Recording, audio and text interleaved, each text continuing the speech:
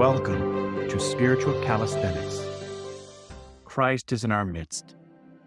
On March 10, we commemorate Saint Quadratus the Martyr and his companions, Saint Anastasia of Alexandria, and Saint Michael of Mauroudes, the New-Martyr.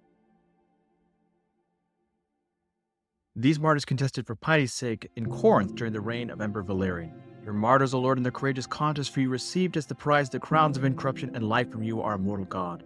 For since they possessed your strength, they cast down the tyrant and wholly destroyed the demon's strengthless presumption. O Christ, God, by their prayers, save our souls, since you are merciful.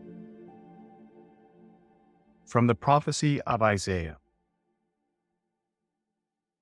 Thus says the Lord, and all the people will know, Ephraim and the inhabitants of Samaria, who say in pride and in arrogance of heart, the bricks have fallen, but we will build with dressed stones. The sycamores have been cut down, but we will put cedars in their place. So the Lord raises adversaries against them and stirs up their enemies. The Syrians on the east and the Philistines on the west devour Israel with open mouth.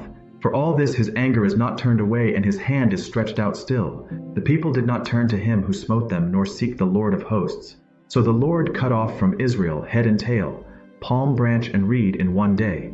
The elder and honored man is the head, and the prophet who teaches lies is the tail. For those who lead this people lead them astray, and those who are led by them are swallowed up. Therefore the Lord does not rejoice over their young men, and has no compassion on their fatherless and widows. For everyone is godless and an evildoer, and every mouth speaks folly. For all this his anger is not turned away, and his hand is stretched out still. For wickedness burns like a fire, it consumes briars and thorns. It kindles the thickets of the forest, and they roll upward in a column of smoke.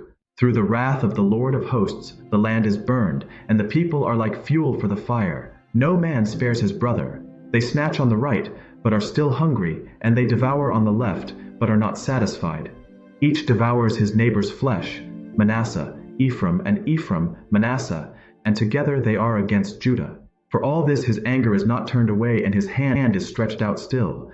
Woe to those who decree iniquitous decrees, and the writers who keep writing oppression, to turn aside the needy from justice, and to rob the poor of my people of their right, that widows may be their spoil, and that they may make the fatherless their prey. What will you do on the day of punishment, in the storm which will come from afar? To whom will you flee for help, and where will you leave your wealth? Nothing remains but to crouch among the prisoners, or fall among the slain. For all this his anger is not turned away, and his hand is stretched out still. Once again, it is focusing on the people that have turned away from God and how they will fall into ruin because God's wrath is upon those that are unrighteous. From the book of Genesis. Then the Lord said to Noah, Go into the ark, you and all your household, for I have seen that you are righteous before me in this generation. Take with you 7 pillars of all clean animals, the male and his mate, and a pair of the animals that are not clean, the male and his mate, and 7 pairs of the birds of the air also, male and female, to keep their kind alive upon the face of all the earth.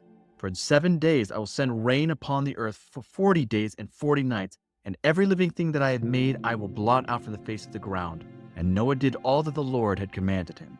Now, you notice here that this is very similar to earlier in Genesis, in which there were multiple creation stories. And so this is, again, someone that is trying to focus on different aspects. It's the same story, but a little different nuance. The 7 pillars can represent the 7 churches, the 7 days of the week of completion, that the idea of this is holy, that what God is making into the ark.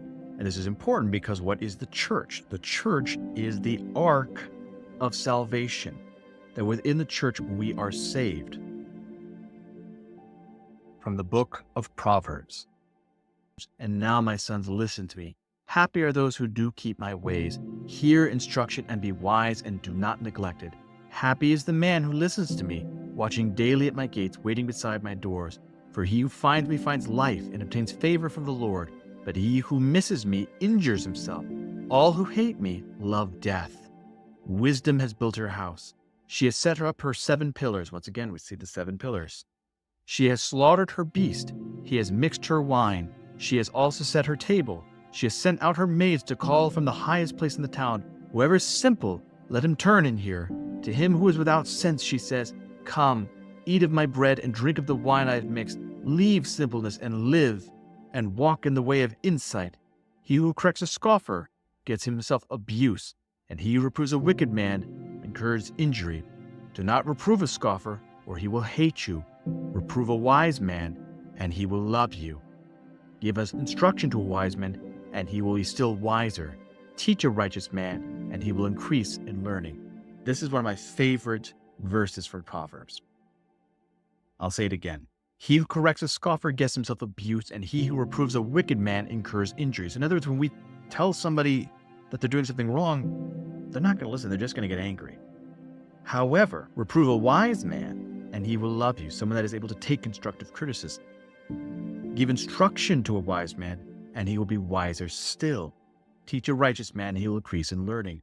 The fear of the Lord is the beginning of wisdom, and the knowledge of the Holy One is insight. For by me your days will be multiplied, and years will be added to your life.